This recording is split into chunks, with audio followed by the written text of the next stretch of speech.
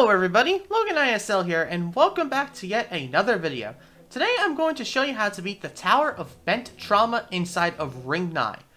As of this video, difficulty pulls have not concluded, so therefore currently Bent Trauma sits at the tip of Remorseless. So there is a very good chance that this could be moved up to Insane, so make sure to check the video title and as well as the thumbnail to make sure that this did not get moved up to Insane or not. If it does get moved up to Insane, I think that really just gives you a bigger reason to go ahead and try and beat this tower. Because of this tower being so high up Remorseless, people honestly just neglect it. This and Bloodthirsty Kinos have around the same wins, which is honestly really sad to look at. So, if you're thinking about going ahead and giving this a shot, if it is still REM, or you're trying to do it before it gets moved up, kudos to you. I am very happy that you're trying to give this tower a shot. Because honestly, it is really sad how much of a forgotten tower this is. So, you're in for a big ride. This tower is very short but packs quite a punch. It is known for being punishing, but it can be punishing but not at the same time. You'll have to grind in order to understand that. So, without further ado, let's get this adventure started. Floor 1 is a very chill beginning for this tower. It's a little bit of a taste of what you're about to get. To start, you'll have to transfer to the other sides of this spinner in order to go ahead and make it through.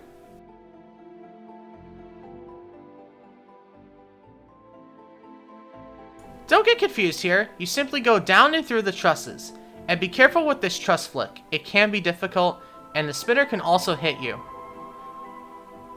After this spinner, you've already made it to floor 2. For me, every once in a while I did fail this first jump, so do keep that into consideration. As soon as there's an opening in this spinner, that's when I go ahead and try and go through. For this walk around section on floor 2, I had a little bit of a pain due to the wedge ceiling above me.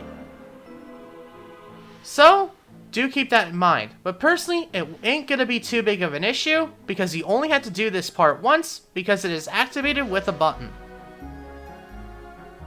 Once you climb back up, you'll never have to do that walk around section ever again. And you just have to do this very short ending in order to make it to floor 3.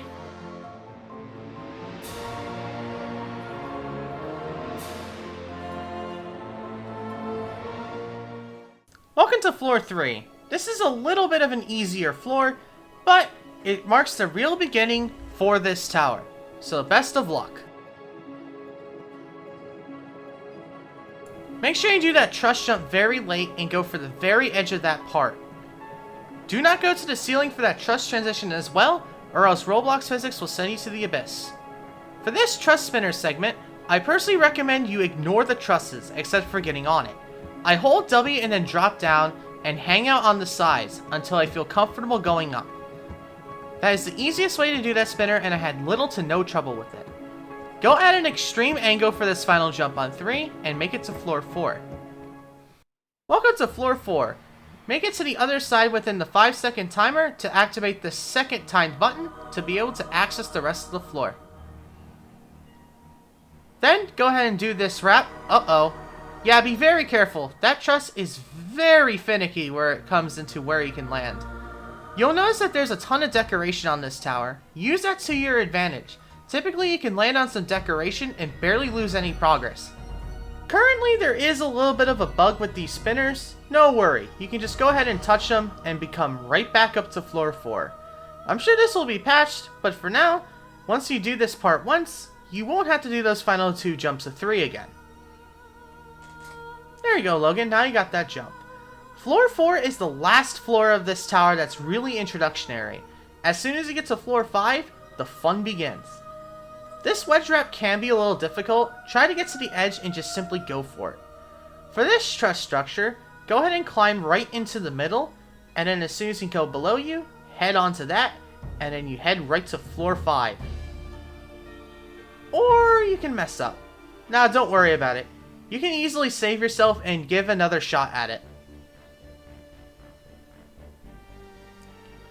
Welcome to floor 5. This is where the tower really begins, and this tower is known as a difficulty spike. The first 2 jumps aren't that bad and come with time. This transition can be difficult. I recommend you go at an extreme angle there.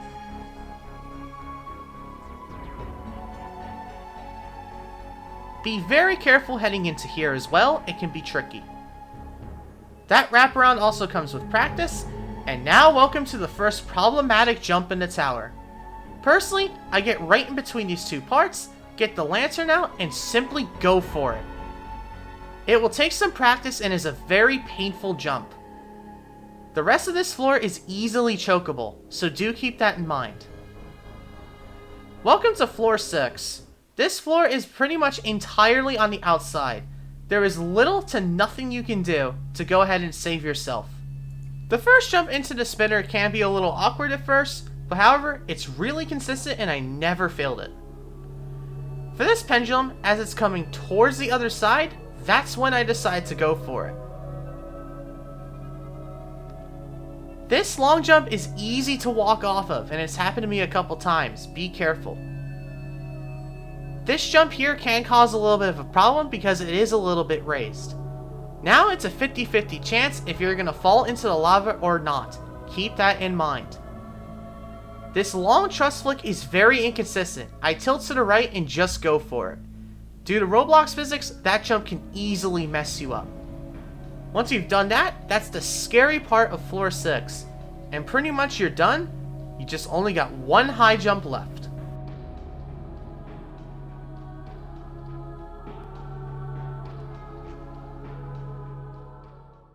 For me, floor 7 was a coin flip.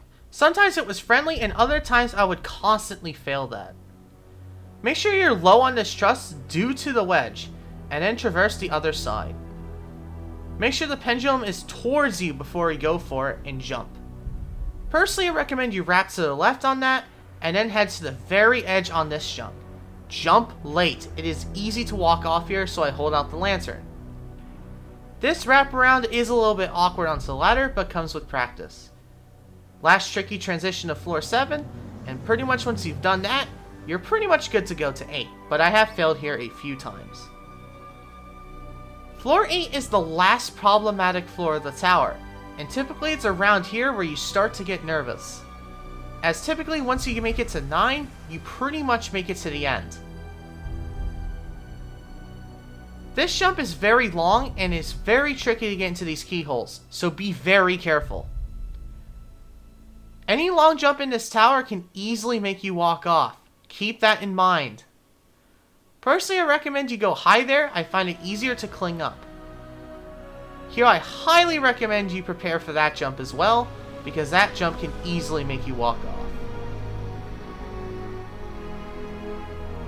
I get to the side there and then chop my camera to the right, and that is how I do that final truss jump. Once you've done that, you've made it to floor 9. You need to rotate your camera mid-air for this, and for here, you need to get right in the middle and jump very late in order to make it through that hole. For this spinner, you want to jump as late as possible and make it to the other side to be able to connect onto this truss. I personally jump to make sure I'm in the middle before I go for that jump. You must look in forward before you do that jump as well. Keep that in mind. Once you've done that jump, you have completed floor 9 and you're on the final floor of the tower. This first wraparound is tricky, but however, you're completely over a net. Don't worry about it. That truss jump I have failed a couple times. And then finally, you have these very fast spinners. This is the last jump that can cause you problems. And then once you've done that, congratulations, you have made it to the top. But not really. This tower contains a final stretch that is completely over nothing. And it's also extremely difficult and really frustrating. For me, I failed it 4 times before I was able to beat the tower. It's definitely the most nerve-wracking tower I have ever played. I highly recommend if you have issues with shaking to stop and take a break here before you attempt it.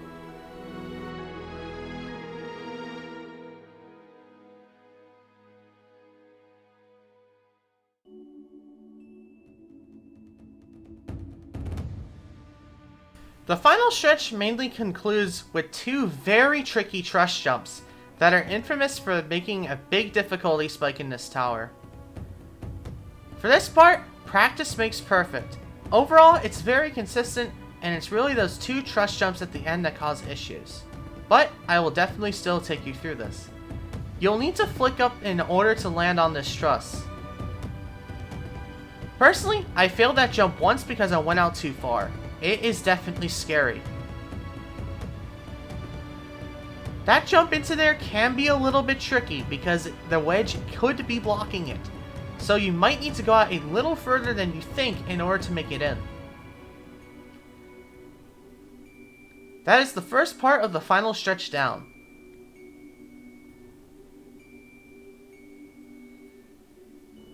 When you make it to here, I recommend you look back towards the tower and try to climb up onto these trusses.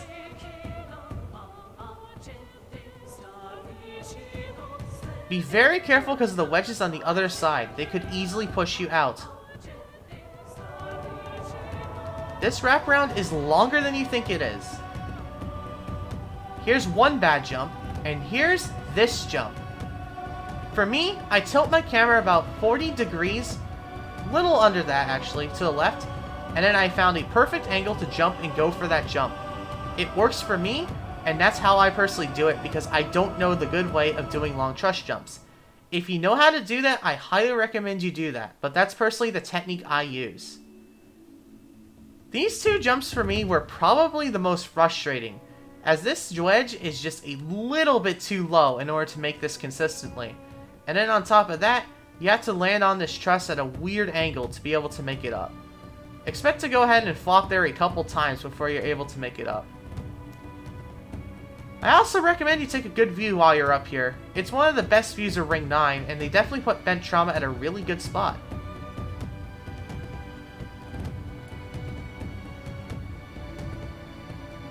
Once you're able to do that, you only have the final jump to worry about.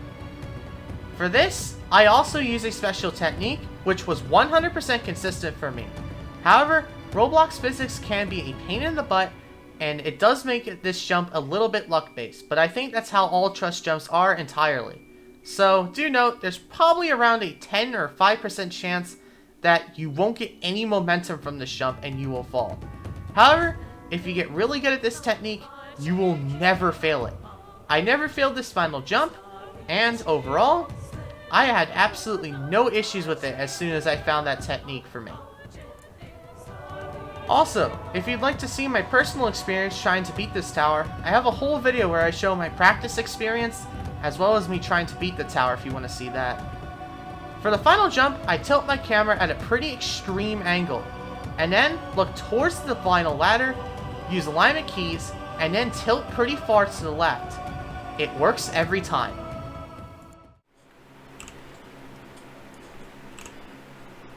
May luck be with me.